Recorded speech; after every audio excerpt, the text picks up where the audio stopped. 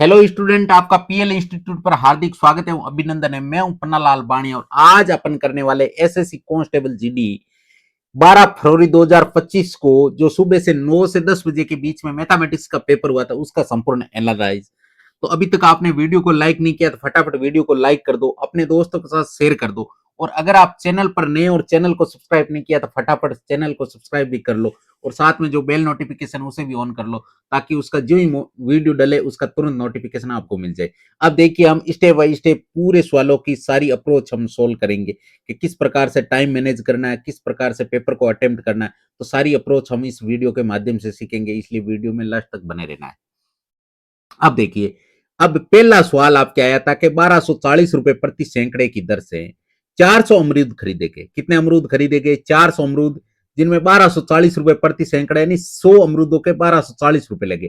तो 400 के कितने लगे? इसका मतलब इसको 4 से गुणा करेंगे तो 1200 को 4 से गुणा करने पे 4800 और 40 को 4 से गुणा करने पे 160। 48 और 160 कितने हो गए? 4960 रुपए उसे लगे थे। अब क्या है, वो 940 रुपए का इसमें ब्याज कमाना चाहता है। अब 940 रुपए इसमें ऐड करोगे तभी तो आपको विक्रय मूल्य प्राप्त होगा। अगर इसमें आपने 40 ऐड करते, ये 5000 हो गया, 5900 हो जाएगा। यानी वो वापस कमाना कितना चाह रहा है? 5900 रुपए प्राप्त करना चाह रहा है, जिसमें से 4960 रुपए तो उसे लगे थे और 940 रुपए का वो ब्याज कमाना चाह रहा है। अब लेकिन 940 रुपए, सॉरी 5900 रुपए, ये किस पे होता है? ये 400 अमरूदों का मूल्य है। हमें अगर एक अमरूद की वैल्यू निकालनी है, 400 का भाग दे देंगे। अब ये आ गई आपके एक अमरूद की वैल्यू। लेकिन हमें हमें कितने अमरूदों की वैल्यू याद करनी? 12, यानी एक दर्जन की तो 12। अब जिनसे कटते हैं उनसे काट दो, डबल जीरो से डबल जीरो कट गया, 4 से इसको काट दोगे 3 बार। अब देखो, 59 को 3 से गुणा करोगे, 60 को 3 से गुणा करते तो 180 आता है। 180 में से 3 कम कर लो, यानी 177। इसका आंसर क्या आएगा? 177। अब आपके सामने दूसरा सवाल है कि 20 और 25 का तृतीय अनुपाती। और तृतीय अनुपाती याद करने का फॉर्मूला होता है, ये तो आपके ए है, ये आपके बी है। तो बी स्कोर बटा ए, बी स्कोर का मतलब 25 गुणा 25 बटा ए का मान कितना है? ए का मान है 20। अब यहां से कटते उनसे काट दो, 5 के पाड़े से 5 और 25 और 5 चौक 20। अब 25 को 5 से गुणा करोगे तो कितना आएंगे? 125, 125 बटे 4। यहां से आप 4 का भाग दोगे तो 4 तीय 12, 4 एकम 4, यहां से शेष 1 बच गया। 1/4 का मतलब वैसे 0.25 ही होता है। वैसे आप अगर इसको सोल्व करोगे तो 31.25 आएगा, यानी आपके सी नंबर ऑप्शन राइट होगा। नहीं तो आप इसको पूरा सोल्व भी कर सकते हो आगे, क्योंकि पूरी सारी अप्रोच बता चुका हूं। अगर आपको आगे तो भाग ही देना है। अब है आपके सामने तीसरा सवाल कि किसी मूलधन पर 9% की वार्षिक दर से 5 वर्ष की अवधि के लिए साधारण ब्याज वो कितना है? 531 रुपए। तो मूलधन बताना है। अब 9% की दर है, 5 साल का समय है। अब देखो, उसका साधारण ब्याज कितना हो रहा है? 531 रुपए। कितने टाइम का? 5 साल का 9% की दर से। सवाल वाला बोल रहा है 531 रुपए, लेकिन हम बोल रहे हैं 1 साल की 9% दर है तो 5 साल की कितनी होगी? 9×5 = 45, यानी हम बोल रहे हैं 45% है। तो देखो, ब्याज बटे ब्याज का हमने क्या बना दिया? जोड़ा। अब हमें याद क्या करना है? मूलधन। और मूलधन हमेशा आपस में कितने परसेंट होता है? 100%। तो 100 से गुणा कर देंगे। अब जिनसे कटते हैं उनसे काट दो। ये तो आपके कितनी बार कटेगा? ये 5 के पाड़े से 20 बार कटेगा और ये 5 के पाड़े से आपके 9 बार कटेगा। अब 9 से इसको काटोगे, 9 से इसको काटोगे, 9×5 = 45। 53 में से 45 गए 8 और 8 के पास में 1 उतारते 81, 90, 81। अब क्या करना है? 59 को 20 से गुणा करना है। तो अगर 59 को 20 से गुणा करोगे तो 59 को पहले 2 से गुणा करो तो 118। 118 के पास में आपने जीरो लगा दिया, 1180 हो गया, यानी ए नंबर ऑप्शन इसका राइट होगा। अब है आपके सामने अगला सवाल के चौथा कि एक आदमी ने एक वस्तु है वो 35,400 में बेची। कितने में बेची? 35,400 में। इस प्रक्रिया में उसे 18% का लाभ हुआ। अगर उसने 35,400 में बेची तो उसे 18% का लाभ हुआ। यदि वो वस्तु को 33,000 में बेचता है तो उसका लाभ या हानि प्रतिशत क्या होगा? अब 33,000 में बेचता तो उसे लाभ होता है या हानि होती है, ये तो हम जब सवाल को सोल्व करेंगे तब पता चलेगा। तो सबसे पहले 35,400 में बेची तो इसे 18% का क्या हुआ? प्रॉफिट। इसका मतलब यहां से निकालेंगे भाई 35,400 रुपए क्या है? विक्रय मूल्य। लेकिन हम क्या बोल रहे हैं भाई? अपने आप में क्रय मूल्य 100 रुपए होता है। 100 रुपए पे 18% का प्रॉफिट है, इसका मतलब 118 हो गया। कितना हो गया? 118। अब हमें याद क्या करना है? पहले सबसे पहले क्रय मूल्य याद करना है। यहां से क्रय मूल्य कितना आएगा? यहां से 118 से अगर आप 354 काटते हो ना तो ये बराबर 3 बार कटेगा, क्योंकि 100 को 3 से गुना करोगे 300 और 18 को 3 से गुना करोगे 54। यहां से बराबर ये 3 आ गया और 2 जीरो हो गए, यानी 300 हो गई है। 300 को जब 100 से गुना करोगे तो कितना आएगा, यानी इसका क्रय मूल्य कितना आ जाएगा 30,000। कितना आएगा 30,000। अब बेच कितने में रहा है 33,000 में, इसका मतलब यहां से इसे प्रॉफिट हो रहा है कितने हजार का, 3,000 का प्रॉफिट। 3,000 का प्रॉफिट किस पर, 30,000 पर, गुणा 100। जिनसे कटते हैं उनसे काट दो, देखो 3 जीरो से 3 जीरो गया और इस जीरो से ये जीरो चला जाएगा और 3 से 3 चला जाएगा, इसका मतलब 10%। प्रॉफिट कितना परसेंट हुआ, 10%, यानी आपके सी नंबर ऑप्शन राइट होगा। अब है आपके सामने पांचवा सवाल कि बबन के दो पोते हैं। बबन के दो पोते कौन कौन, राकेश और शिवम है। 13 वर्षीय राकेश को बबन की संपत्ति से कुछ धनराशि मिलती है और 14 वर्षीय शिवम को बाकी धनराशि मिलती है। कुछ धनराशि तो किसको मिल जाती है, किसको मिल जाती है, राकेश को, और कुछ धनराशि शिवम को मिल जाती है। लेकिन राकेश और शिवम को धनराशि तभी मिलेगी जब वो 22 साल के कंप्लीट होंगे। एक 13 साल का है अभी, एक है 14 साल का, लेकिन वो दोनों ही 22 साल के कंप्लीट होंगे ना, तब वो राशि मिलेगी। तब तक धनराशि कहां जमा रहेगी, बैंक में। उस पर वार्षिक रूप से चक्रवर्ती ब्याज है वो 5% से ब्याज मिलेगा। जब वो दोनों 22 साल के हो जाएंगे तो उन्हें समान धनराशि मिलेगी, लेकिन जब जो ही उन्हें राशि मिलेगी तो उन्हें राशि बराबर मिलेगी। अब एक की राशि, एक 14 साल का है एक 13 साल का है, तो इसे ऑब्वियसली बात है भाई 22 साल के जब कंप्लीट हो गए तो 13 साल वाले की राशि कितनी रह जाएगी, 9 साल, लेकिन 14 साल वाले की तो 8 साल ही रहेगी। अब 8 साल वाले को ब्याज कम मिलेगा, 9 साल वाले को ब्याज ज्यादा मिलेगा। तो ये क्या करेगा, ये उल्टा कर देगा, जिसको ब्याज ज्यादा मिलेगा उसे राशि कम दे देगा और जिसको ब्याज कम मिलेगा उसे राशि ज्यादा दे देगा, ताकि बैंक से जो राशि मिलेगी ना भाई ब्याज सहित, वो राशि दोनों की क्या होगी, बराबर। ये आपको यहां स्पेशल बोला गया। इसलिए अब देखो, अब इसमें क्या होगा कि यदि बबन के पास कुल धनराशि आपको 24,600 रुपए बता दी है, तो बबन ने शिवम को कितनी धनराशि दी। यहां से 5% है और 5% इस टाइप का सवाल आता है जिसमें 1 साल का डिफरेंस होता है, दोनों के बीच का चक्रवर्ती ब्याज 1 साल का डिफरेंस है। तो आप क्या करो, डायरेक्ट इसका क्या निकाल लो, डायरेक्ट आप इसका निकाल लो फ्रैक्शन वैल्यू। अब 5% की फ्रैक्शन वैल्यू क्या होती है, 1/20, यानी एक को तो 20 रुपए मिलेगा, एक को 20 में 1 बढ़ा के 21 रुपए मिलेगा। अब 20 किसको मिलेगा और 21 किसको मिलेगा, तो यहां से देखो राकेश है आपके 13 साल का और शिवम है 14 साल का। इसका मतलब राकेश की राशि ज्यादा साल रहेगी, इसका मतलब इसको कम मिलेगा। राकेश को 20 रुपए मिलेगा और शिवम को कितना मिलेगा, 21 रुपए। सवाल वाला बोल रहा है 24,600 रुपए मिलेगा, लेकिन हम बोल रहे हैं कि एक को 20 रुपए मिलेगा और एक को 21 रुपए मिलेगा, यानी 41 रुपए मिलेगा। ये देखो मिलेगा बटा मिलेगा हमने बना दिया जोड़ा। अब क्या करना है, अब हमें उनकी राशि किसकी, बबन ने शिवम को कितनी दी, तो शिवम की हमने कितनी मानी 21, तो 21 से गुणा कर देंगे। अब कटते उनसे काट दो, ये आपके बराबर 6 बार कट रहा है, तो यहां से 600 आ जाएगा, 600 को 21 से गुणा करोगे तो 21 समय 126 होता है, और पीछे क्या लगा दोगे, डबल जीरो, 12,600, यानी डी नंबर ऑप्शन इसका राइट होगा। अब है आपके सामने छठा सवाल का मूल्यांकन कीजिए। इसके अंदर देखो ये सिंप्लीफिकेशन का सवाल है। इसमें सबसे पहले हम बोर्ड मास नियम लगाएंगे। बोर्ड मास नियम के अनुसार सबसे पहले भाग गुणा जोड़ बाकी, यानी भागु जोबा। सबसे पहले भाग सोल्व करेंगे, तो भाग सोल्व करेंगे तो यहां से 16 प्लस 9 में 3 का भाग कितनी बार जाएगा, 3 बार, माइनस 3 दूनी 6। अब 16 और 3 कितने हो गए, 19, 19 में से 6 जाएगा तो पीछे कितना बचेगा, 13 बचेगा, यानी कौन सा ऑप्शन आ जाएगा, सी नंबर ऑप्शन आएगा इसका। अब है आपके सातवां सवाल। सातवां सवाल भी आपके सिंप्लीफिकेशन का ही है, लेकिन इसमें सबसे पहले बोर्ड मास में सबसे पहले ब्रैकेट सोल्व होता है, और ब्रैकेट में भी कौन सा ब्रैकेट पहले सोल्व होता है, सबसे पहले छोटा, उसके बाद में मंझला, फिर बड़ा। तो अब देखो छोटा कोष्टक पहले सरल करेंगे तो ये छोटा है, 6 में से 5 गया तो 1 बचा। 1 को अगर आप 4 से गुणा करोगे तो 4 एकम 4। अब 4 एकम 4, 4 किसके, माइनस के। अब 4 को 3 से गुणा करोगे तो कितने हो जाएंगे, माइनस के 12, और इधर है प्लस का 12, प्लस के 12 में से माइनस के 12 गए, तो यहां तक आपके 0 बचा। अब यहां से आप क्या करोगे, भाग करोगे आगे। अब 0 में 15 का भाग दोगे तो यहां तक ही आंसर क्या रहा, 0। अगर आपने 4 को 0 से गुणा किया तो यहां तक पूरे का मान 0 आया है, क्योंकि 0 में चाहे किसी का भाग दो और चाहे किसी से गुणा करो, आंसर हमेशा ही 0 आएगा। अब यहां तक 0 आ गया। अब क्या करना है, 0 इस 4 में जोड़ोगे तो कितने आएंगे, 4। अब 4 को आप बाहर निकालोगे, 6 से करोगे गुणा, तो यहां तो आपके 68 मिल रहे, माइनस के 6 चौके कितने हो गए, 24। अब 24 आप इसमें से घटा लोगे तो 4 में से, सॉरी 8 में से 4 गए तो पीछे 4 बच गए, और 6 में से 2 गए तो पीछे 4 बच गए। इसका मतलब आंसर कितना आ गया? 44, यानी डी नंबर ऑप्शन आ गया। अब है आपके 8वां सवाल कि एक कस्बे की जनसंख्या में प्रतिवर्ष कितना है?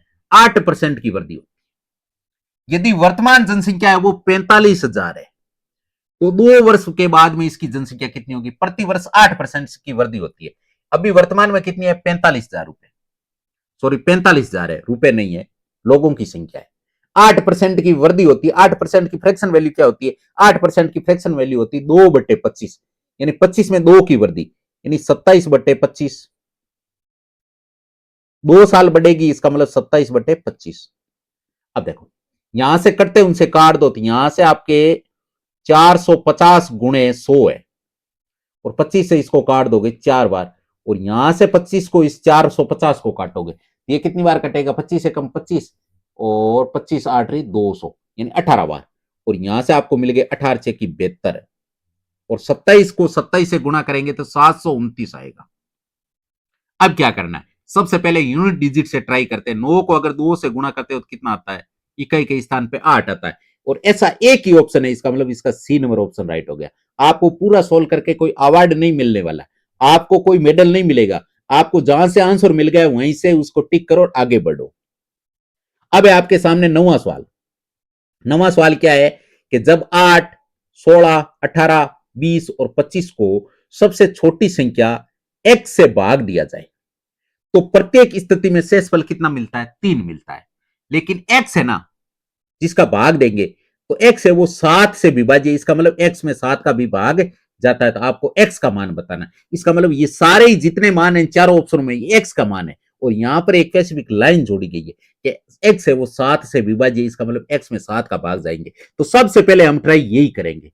अगर ये सेटिफाइड हो गई तो फिर हम यहां से ही आंसर लगा देंगे, नहीं तो फिर आगे सोल्व करेंगे।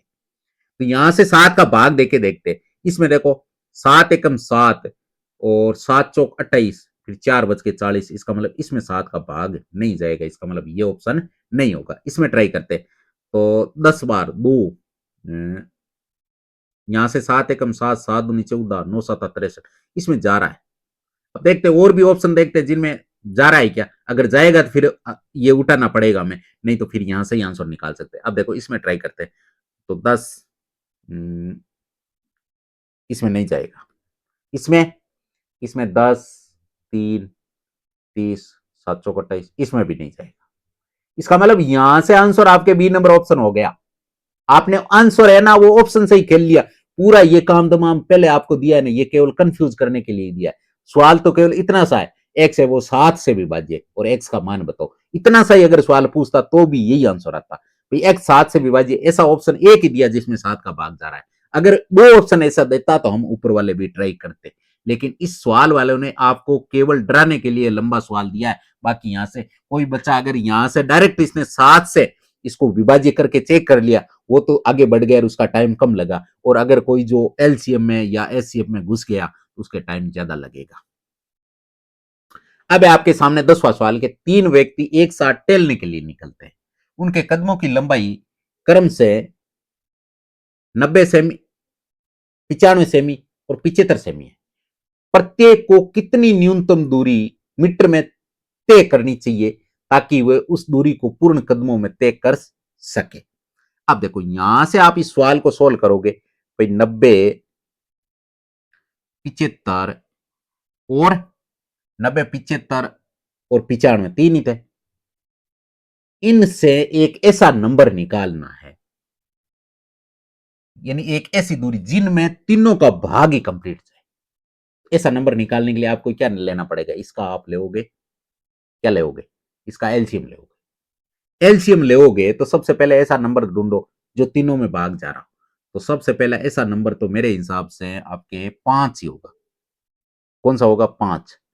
5 का भाग इसमें 18 बार जाएगा, इसमें आपके 15 बार जाएगा, और इसमें आपके 19 बार जाएगा। अब यहां से चाहो ना तो आप यहां से 15 ले लो, यहां से आपने 15 लिए तो 3 इसमें से कॉमन आ गया, इसका मतलब यहां से 6 बच गए, और 19 के 19। अब यहां से ये आंसर आ गया। तो सबसे पहले 19 पढ़ 95, और 95 दूणे 95 दूणे 190 और यहां पे क्या बच गया, 3 बच गया, तो 2 निकाल लिया तो 15 3 45। अब क्या करना है, हमें इसको बदलना है किस में, मीटर में। इसका मतलब 100 का भाग भी तो देंगे भाई, मीटर में बदलना है। ये तो मान सेंटीमीटर में आ रहा है ना, मीटर में बदलने के लिए 100 का भाग दे। अब 0 से 0 कट गया और यहां से डायरेक्ट निकाल लो, 19 फण 95 हासिल की 9, 19 चौको 76 और 9 कितने हो गए 85, 85 में 10 का भाग दोगे तो 85.5 आएगा, यानी आपके बी नंबर ऑप्शन राइट होगा। तो यहां से हमने आंसर इस टाइप से निकाल लिया। अब आपके सामने 11वां सवाल है कि सुधा का वे उसकी बचत से 175% अधिक है, यदि उसके वे में 12% की कमी हो जाती है और उसकी बचत में 40.5% की वृद्धि हो जाती है, तो उसकी आय में कितने प्रतिशत की वृद्धि होगी, यह आपको बताना है। तो सबसे पहले सुधा, सुधा का सबसे पहले आय, आय के बाद में खर्च और खर्च के बाद में बचत।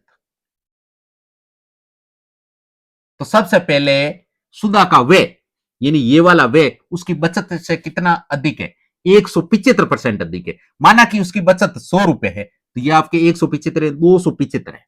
लेकिन आप चाहो तो इसको काट के छोटा भी कर सकते हो। इसकी 175 की फ्रैक्शन वैल्यू क्या होती है, 175 की फ्रैक्शन वैल्यू होती है 7/4, 7/4, यानी बचत 4 कर, बचत कितनी करता है 4, तो खर्च है ना वो इस बचत से 7 अधिक, यानी 7 4 बचत कितनी करता है, खर्च कितना करता है 11 रुपए, 4 की बचत 11 खर्च, तो उसकी आय कितनी है 15 रुपए ही थे भाई। खर्च और बचत दोनों को जोड़ोगे तभी तो आय मिलेगी। अब आगे क्या होता है, उसके वे में 12% की कमी, यानी उसके खर्च में तो क्या हो रहा है 12% की कमी, यानी ये 12% की कमी कर दी, और उसकी बचत में 40.5% की वृद्धि, ये वृद्धि हो रही है, इसका मतलब इसको प्लस से दर्शाएंगे, इसको माइनस से। और उसकी आय में कितने परसेंट की वृद्धि होगी, इसका मतलब ये ओबियसली बात है, इसका मान प्लस में आएगा, लेकिन प्लस में कितना आएगा, तो इसको मान लो प्लस में आप x%। अब सबको कर लो गुणा, तो यहां से जब आप 4 से गुणा करोगे, 40 को 4 से 60 और 0.5 को 4 से करोगे 2, तो 160 और 2 कितने हो गए 162। यहां से आपको 162% मिल गया। यहां से आपके आंसर माइनस में आएगा क्योंकि ये माइनस का है। 120, सॉरी 12 को आप 11 से गुणा करोगे तो आपके माइनस का 132 आएगा, 132%। अब यहां से देखो, यहां से जब आप 15 को 1 से गुणा करोगे तो 15x आएगा। अब देखो, ये तो आपके क्या है खर्चा है, ये आपके बचत है, दोनों को जब आप जोड़ोगे तो आपको क्या मिलेगी, आय मिलेगी। तो इसका मतलब इन दोनों के मान के बराबर ये बराबर है, तो इसका मतलब ये आपके प्लस का है, ये आपके माइनस का है। तो यहां से आपको 15x बराबर क्या मिल गया, 15x बराबर 132 है, वो 162 में चला जाएगा, तो आपके पीछे कितना बचेगा 30 बचेगा। तो यहां से आपके x की वैल्यू क्या आ जाएगी 30/15 बराबर 2, कितनी आएगी 2%, यानी डी नंबर ऑप्शन होगा इसका। कौन सा ऑप्शन होगा, डी नंबर। अब है आपके 12वां सवाल कि एक लंबवर्तीय शंकु की ऊंचाई आपको कितनी दे रखी है, 10 सेमी दे रखी है, इसके आधार की त्रिज्या आपको 24 सेमी दे रखी है। शंकु का वक्रपृष्ठीय क्षेत्रफल आपको क्या करना है, याद करना है। अब इस सवाल के अंदर हम सबसे पहले शंकु का वक्रपृष्ठीय क्षेत्रफल याद करने का फॉर्मूला लगाएंगे, और शंकु का वक्रपृष्ठीय क्षेत्रफल याद करने का सूत्र क्या होता है, पाई आर एल, पाई आर एल। अब पाई तो देखो सभी में पाई आ रहा है, इसका मतलब पाई की जगह तो पाई रहने दो, पाई इंटू आर कितना है, आर है आपके 24, और एल, एल का मतलब होता है तिरछी ऊंचाई। ये शंकु इस टाइप का होता है, देखो ये इस टाइप का, ये इस टाइप का शंकु होता है, और ये आपके त्रिज्या है ये वाली, और ये आपके आर है। लेकिन ये जो तिरछी ऊंचाई होता है इसे एल बोलते हैं, क्या बोलते हैं एल। अब एल ये कैसे निकलेगा, ये आपको ऊंचाई दे रखी है और त्रिज्या दे रखी है, तो यहां से आपके देखो समकोण त्रिभुज बन रहा है, और समकोण त्रिभुज के अनुसार हम एल याद करने का, वैसे एल याद करने का फॉर्मूला ही होता है, क्या होता है, एल याद करने का फॉर्मूला होता है कि एल बराबर root r square plus h square, ये फॉर्मूला भी होता है। अब आर कितनी है, आर है आपके 24, 24 का स्कोर कितना होगा 576, और ऊंचाई कितनी है 10, 10 का स्कोर 100, तो 576 और 100 676, 676 को बाहर निकालो तो एल का मान कितना आ जाएगा, एल का मान आपके 26 आ जाएगा। यहां से देखो 24 और 26, इसका मतलब बीच में कौन आ गया? 25। एक 25 से ज्यादा, एक 25 से कम, तो 25 का स्कोर करो और एक कम कर दो। 25 का स्कोर करो और एक कम कर दो। 25 का स्कोर कितना होता है? 625। 625 में से एक कम करो तो कितना आएगा? 624। और आगे क्या लगा दोगे? पाई। इसका मतलब आंसर कौन सा आ गया? ए नंबर ऑप्शन। इसे बोलते हैं त्रिशूल अप्रोच। कौन सी अप्रोच? त्रिशूल अप्रोच। अगर इस प्रकार के अगर आपको अप्रोच सीखनी है तो इस चैनल पे आप विजिट कर सकते हो, या मेरा नाम आगे त्रिशूल अप्रोच बाय पीएल सर अगर आप लगाओगे ना तो भी आपको मेरा वीडियो मिल जाएगा। अब आपके सामने 13वां सवाल कि पी और क्यू किसी कार्य को क्रम से 10 दिन और 6 दिन में पूरा कर सकते हैं, जबकि आर उसी कार्य को 15 दिन में क्या कर सकता है? बर्बाद कर सकता है। ये दोनों काम करते हैं, ये बर्बाद करने का काम करता है। यदि पी और क्यू पहले दिन काम करते हैं, दूसरे दिन आर अकेला काम करता है। पहले दिन ये दोनों क्या है? काम को मान लीजिए कोई चिन्ह करते हैं, कोई दीवार बना रहे हैं, लेकिन दूसरे दिन ये आता है और ये उसको तोड़ देता है। तो इस प्रकार का पैटर्न चलता है। तो काम कितने दिन में कंप्लीट हो गए ये आपको बताना। तो सबसे पहले क्या होगा? पी पी कितने दिन में कंप्लीट कर रहा है? 10 दिन में। क्यू कितने दिन में कंप्लीट कर रहा है? 6 दिन में। लेकिन आर क्या कर रहा है? 15 दिन में उसे बर्बाद कर रहा है। यहां से टोटल काम निकालेंगे, तीनों का एलसीएम क्या आएगा? 30। 30 में 10 का भाग 3 बार, 30 में 6 का भाग 5 बार, 30 में 15 का भाग 2 बार। यहां से माइनस की 2 एफिशिएंसी। अब पी तो आपके 3 यूनिट काम करता है, 3 ईंटें चेपता है एक दिन में, माना कि 3 ईंट चेपता है। आर क्यू कितनी चेपता है? 5। लेकिन आर क्या करता है? एक दिन में 2 ईंटें उखेड़ देता है। इस प्रकार से अगर काम चलता है तो पहले दिन तो क्या है? दोनों लगते हैं, तो इसका मतलब 8 यूनिट काम करते हैं, 8 ईंटें लगा देते हैं। लेकिन दूसरे दिन कौन आता? आर, और 2 ईंटें खराब कर देता है। यानी 2 दिनों में ईंटें कितनी लगी? टोटल 6 ईंटें लगी। यानी 2 डेज में काम कितना हुआ? 2 डेज में आपके काम हुआ 6 यूनिट। अब हमें पहुंचना है इसके पास में।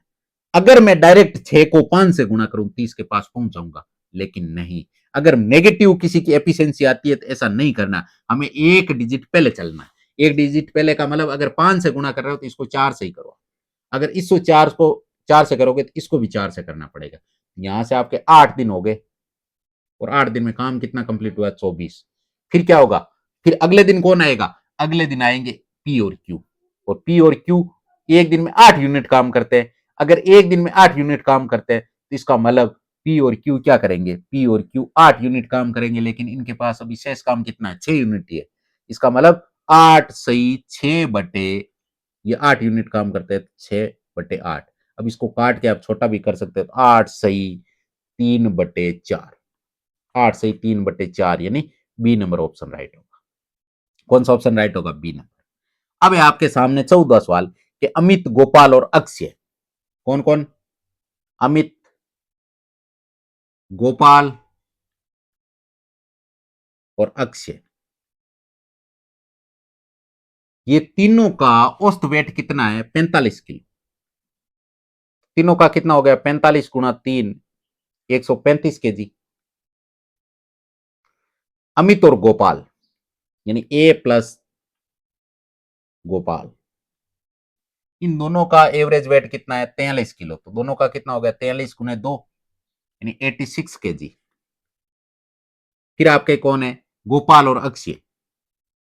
गोपाल प्लस अक्षय, इन दोनों का एवरेज वेट कितना है? 47 किलो। तो 47 गुना 2 तो कितना हो गया? 94 केजी। अब देखो, यहां से आपको इन तीनों का वेट और इनमें दो दो का वेट, अब आपको वेट किसका निकालना है? गोपाल का। गोपाल तीनों में कॉमन है। अब तीनों में कॉमन है, सबसे पहले एक काम करो, आप या तो अक्षय का निकाल लो या अमित का निकाल लो, दोनों में से एक का वजन निकाल लो। तो हम क्या करते हैं? हम सबसे पहले किसका वजन निकाल लेते हैं? हम निकाल लेते हैं अक्षय का। अगर अक्षय का वजन निकालेंगे तो हम अमित और गोपाल को तीनों के वजन में से घटाएंगे, तो पीछे अक्षय का ही वजन बचेगा ना। यहां से आप क्या करो? 86 किलो घटा लो। अगर आपने 86 किलो घटाया तो अक्षय का वेट कितना आ जाएगा? अक्षय का वेट आ जाएगा 35 और 14 कितने होते हैं? 49। यानी ये कितने किलो का हो गया? 49 किलो का। कौन? अक्षय। अगर अक्षय आपके 49 किलो का हो गया और गोपाल आपके 49 किलो का है, तो यहां से आप 49 इसमें से घटाओगे, क्योंकि ये दोनों का ही वेट है। यहां से आपको कितना मिलेगा? 45 केजी। यानी आपके अक्षय कितने किलो का आ गया? 45 किलो का। डी नंबर ऑप्शन इसका राइट होगा। ये ऐसी सवाल है, बहुत इजी इजी सवाल होते हैं, लेकिन इसमें आपको बेस्ट अप्रोच आनी चाहिए। अगर सारी आपको अप्रोच आ रही है तो आपके लिए पेपर हलवा है। अब आपके सामने 15वां सवाल कि बबन के दो पोते राकेश और शिवम है। 13 वर्षीय राकेश को बबन की संपत्ति से कुछ धनराशि मिलती है और 14 वर्षीय शिवम को बाकी धनराशि मिलती है। पहले राकेश को फिर शिवम को। लेकिन राकेश और शिवम को धनराशि तभी मिलेगी जब वो 22 साल के कंप्लीट हो जाएंगे। तब तक धनराशि कहां जमा रहेगी? बैंक में जमा रहेगी। उस पर वार्षिक रूप से चक्रवर्ती 10% की वार्षिक दर से ब्याज है। जब दोनों 22 साल के कंप्लीट होंगे तब उन्हें बराबर राशि मिलेगी। क्या होगा? उन्हें समान धनराशि मिलेगी। उन्हें क्या मिलेगा? बराबर धनराशि मिलेगी। यदि बबन के पास कुल धनराशि है वो 23,100 रुपए है, तो बबन ने शिवम को शुरुआत में कितनी धनराशि दी? राकेश को कितनी दी? शिवम को कितनी दी? लेकिन हमें किसकी निकालनी है? शिवम की निकालनी। तो सबसे पहले हम क्या करेंगे, इस प्रकार के सवाल में एक तो 13 साल का है, एक 14 साल का है। एक की राशि रहेगी 9 साल, एक की राशि रहेगी 8 साल। अगर ओबियसली बात है 8 साल वाले को ब्याज है वो क्या है? 8 साल वाले की राशि तो ब्याज कम मिलेगा और 9 साल वाले को ब्याज ज्यादा मिलेगा। अब जिसको ब्याज ज्यादा मिलेगा तो उसे राशि कम मिली होगी, और जिसे ब्याज कम मिल रहा है उसको राशि ज्यादा मिली होगी, तभी तो राशि दोनों बराबर हो रही है ना। तो यहां से हम क्या करेंगे, जैसे 10% है, 10% की फ्रैक्शन वैल्यू क्या होती है? 1/10। एक को तो मिलेगा 10 रुपए, एक को मिलेगा 11 रुपए। 10 रुपए किसको मिलेगा और 11 रुपए किसको मिलेगा? तो यहां से हम इसका चैलेंज स्वीकार करेंगे। भी राकेश है वो 13 साल का है, इसका मतलब राकेश की राशि ज्यादा टाइम रहेगी, इसका मतलब राकेश को कम मिलेगा, यानी इसे मिलेगा 10 रुपए, शिवम को मिलेगा 11 रुपए। अब सवाल वाला तो बोल रहा है 23,100 रुपए, लेकिन हम बोल रहे हैं एक को 10 रुपए मिलेगा और एक को 11 रुपए मिलेगा, यानी दोनों को 21 रुपए मिलेगा। गुणा बबम ने शिवम को, शिवम शिवम की हमने कितनी लिखी? 11, 11 से गुणा कर देंगे। अब देखो यहां से आप काटोगे तो 21 से कम 21 पीछे बच के 2, 2, 1, 21 से कम 21, यानी 1100 आ। 1100 को 11 से गुणा करोगे तो 11 इंटू 11 कितने होते हैं? 121, और पीछे क्या लगा देंगे? Double zero. 12,100 रुपए किसे मिलेंगे? 12,100 रुपए आपके शिवम को मिलेंगे। किसको मिलेंगे? शिवम को। अब आपके सामने आ गया आपका 16वां सवाल। एक स्कूटर चालक है, 42 किलोमीटर प्रति घंटे की चाल से यात्रा कर रहा है। 90 मिनट में वो कितनी यात्रा करेगा? अब हमें याद क्या करना है? दूरी याद करनी है। दूरी याद करने का फॉर्मूला क्या होता है? चाल इंटू समय। चाल कितनी है? 42। समय कितना है? 90 मिनट। 90 मिनट को आप क्या करो? घंटे में चेंज करो, 60 का भाग दोगे। अब देखो यहां से आप जिनसे कटते उनसे काट दो, तो 30, 30 90, 30 दूने 60, 30 से कट गया। यहां 2 से आप इसको काट दोगे, 21 बार 21 के 63 किलोमीटर। कितना होगा? 63 किलोमीटर दूरी वो 1.5 घंटे में तय करेगा। अब यहां से आपके सामने 17वां सवाल आ गया कि वो अनुपात याद कीजिए जिसे 8.30 प्रति केजी और 5.30 प्रति केजी चावल के साथ मिलाया जाता है और उसे 6 रुपए 30 पैसे प्रति केजी के मिश्रण प्राप्त हो, तो उसका अनुपात क्या है ये बताना। तो सबसे पहले एक चावल तो फर्स्ट नंबर है जिनका भाव है 8 रुपए 30 पैसे, इन 8.3 भी कह सकते हो आप। और एक है सेकंड प्रकार के चावल, सेकंड प्रकार के वाले चावल है वो 5.3 है। और दोनों का मिक्स, ये एलिगेशन से सवाल होगा। एलिगेशन आपको सही पूरा A to Z सीखना है, आप चैनल पे सर्च कर लेना एलिगेशन बाई PL सर, आपको चैनल पे वीडियो मिल जाएगा। इस वीडियो को अच्छे से वॉच कर लेना और सारी अप्रोच आप सीख लेना। अब देखो मिश्रण है, मिक्सर है, वो आपको 6.3 के हिसाब से मिलेगा। यहां हम लिखेंगे 6.3। अब इनमें से तिरछे घटा लेंगे, इनके बीच का डिफरेंस लेंगे, तो इनके बीच का डिफरेंस कितना है? 6.3 में से 5.3 गया तो यहां से तो आपके डिफरेंस 1 का आ रहा है। इनके बीच का डिफरेंस अगर 8 में से 6 गया तो 2 का आ रहा है।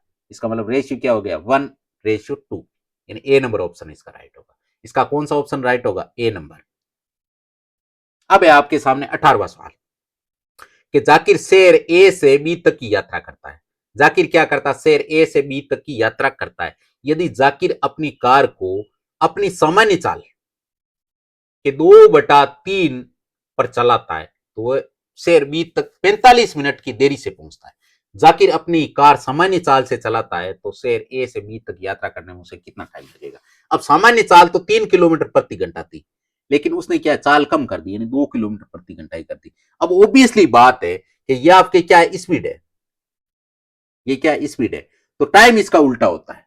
टाइम क्या होता है? इसका उल्टा होता है। टाइम क्या हो जाएगा भाई? अगर 3 की स्पीड से चलेगा 2 मिनट लगेगा और 2 की स्पीड से चलेगा 3 मिनट लगेगा। ऑब्वियसली बात है, अगर स्पीड ज्यादा होगी टाइम कम लगेगा, और अगर स्पीड कम होगी तो टाइम ज्यादा लगेगा। अब यहां से सवाल वाला बोल रहा है भाई ये पहले स्पीड थी, पहले 2 मिनट लग रहा था, अब 3 मिनट लग रहा है, इसका मतलब इनके बीच का डिफरेंस कितना आ रहा है, 1 मिनट का। लेकिन सवाल वाला बोल रहा है 45 मिनट का। तो सवाल वाला तो बोल रहा है 45 मिनट, हम बोल रहे 1 मिनट। ये डिफरेंस बटा डिफरेंस का क्या बना दिया हमने, जोड़ा। अब क्या करना, अब हमें सामान्य स्पीड यानी 3 की स्पीड चले तो उसे कितना टाइम लगेगा, यानी 2 मिनट माना है तो 2 से गुणा कर दो इसको। तो 1 का भाग 45 में दोगे तो 45 बार जाएगा, 45 को 2 से गुणा करोगे तो कितना आएगा, 90 मिनट। यानी इसका आंसर क्या आ जाएगा, ए नंबर ऑप्शन। अगर आपको दूसरा याद करना होता तो 135 मिनट होते। भाई अगर 2 की स्पीड से चलाता तो 135 मिनट लगते, और 3 की स्पीड से चला रहा है तो 90 मिनट लगे, और दोनों के बीच का डिफरेंस आपके 45 मिनट का। अब है आपके सामने 19वां सवाल के, मां और पुत्री की वर्तमान आयु है वो 7:2 है। मां यानी मदर, मदर एंड डॉटर,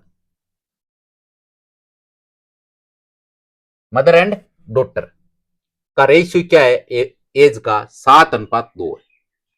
12 वर्षों के बाद उनकी आयु का अनुपात कितना हो जाएगा, यानी 9:4। अब यहां से कितना डिफरेंस आ रहा है इनके बीच का, यहां से 2 और यहां से भी 2, इसका मतलब दोनों का देखो डिफरेंस तो बराबर है। लेकिन सवाल वाला बोल रहा है कि 12 साल के बाद, लेकिन हम तो बोल रहे हैं 2 साल के बाद। तो 12 बटे, सवाल वाला 12 बोल रहा है, हम बोल रहे हैं 2, तो दोनों का लड़ाई हो गई। इसका मतलब ऊपर बट्टा में उसको लिख दिया, नीचे इसको लिख दिया, हमने जोड़ा बना दिया। अब हमें क्या करना है, माँ की उम्र याद करनी। किसकी, माँ की वर्तमान उम्र कितनी है, 7 है, तो 7 से गुणा कर देंगे। यहां से 2 से इसको काटोगे 6 बार, और 6 को 7 से गुणा करोगे, 6 7 तो 42 वर्ष आ जाएगा। कितना आ जाएगा, 42 वर्ष। अब आपके सामने 20वां सवाल कि एक मेज का अंकित मूल्य 8,980 रुपए, एक मेज का अंकित मूल्य उस पर लिखा हुआ कितना है, 8,980 रुपए। यदि दुकानदार 19% की छूट देता है, दुकानदार क्या करता है, 8,980 पर 19% की छूट देता है, तो इसका विक्रय मूल्य कितना है, बेचेगा कितने में। तो सबसे पहले 8,980 रुपए उस पर मार्क प्राइस है, लेकिन बेचेगा कितने में, 19% की छूट का मतलब अगर 100 रुपए उस पर मार्क प्राइस है तो 19 की छूट होते ही वो कितने हो गए, 81/100। अब यहां से 10 से 10 काट दोगे, और इसका मान है वो निकटतम, यानी कहने का मतलब आपके मान तो पॉइंटों में आएगा, लेकिन आपको इसका आंसर सटीक बताना है। अब सटीक का मतलब 72 74 74 27 74 72 72 47, इसका मतलब मान तो इर्द गिर्द ही है। इसका मतलब आपको इसको पूरा सोल्व ही करना पड़ेगा। तो सबसे पहले एक काम करते हैं, 8,000 नहीं, 898 ना, इसको आप गुणा 21 से कर लो। सबसे पहले तो 80 से कर लो, और फिर 1 से कर लो। तो 80 से गुणा करोगे तो पहले 0 आएगा, 8 8 64 हासिल की 6, 8 9 72, 6 कितने हो गए 78, हासिल की 7 64 7 कितने हो गए 71। यहां से आपको इतने मिल गए। फिर अगर 1 से गुणा करोगे तो 898 आएगा। अब इनको आप जोड़ लो, तो 8 9 4 13, हासिल की 1 8 8 16 1 17, हासिल की 1 72 1 73। अब देखो 10 का भाग लगाओगे तो आपके कितना आएगा, 73.8। इसका मतलब ये नजदीक किसके है?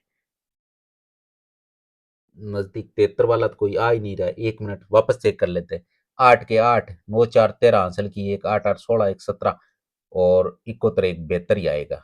इसका मतलब यहाँ 72 73, 72 73 का मतलब 72 74 के पास भाई, 72 73.8 है, इसका मतलब ये इसी के नजदीक है ना। और तो 72 वाला 72 47 है, ये तो होगा नहीं। इसी के साथ आज का पेपर ये कंप्लीट हुआ। अगर आपको आज का पेपर अच्छा लगा है तो नीचे एक प्यारा सा कमेंट करना, और अगर आपका किसी प्रकार का कोई सुझाव है, वीडियो के अंदर किसी प्रकार का कोई चेंजमेंट करना है, तो आप नीचे कमेंट बॉक्स में लिख सकते हो। और वीडियो अगर अच्छी लगी है तो आपके मित्रों के साथ भी शेयर करो, और चैनल को सब्सक्राइब नहीं किया तो फटाफट चैनल को सब्सक्राइब कर लो, और साथ में जो बेल आइकन है उसे भी दबा दो, ताकि आपको वीडियो का हर नोटिफिकेशन आपको तुरंत मिले। अब देखिए, अब हम कल अगली शिफ्ट में मिलेंगे, तब तक all the best, take care, bye bye, जय हिंद जय भारत।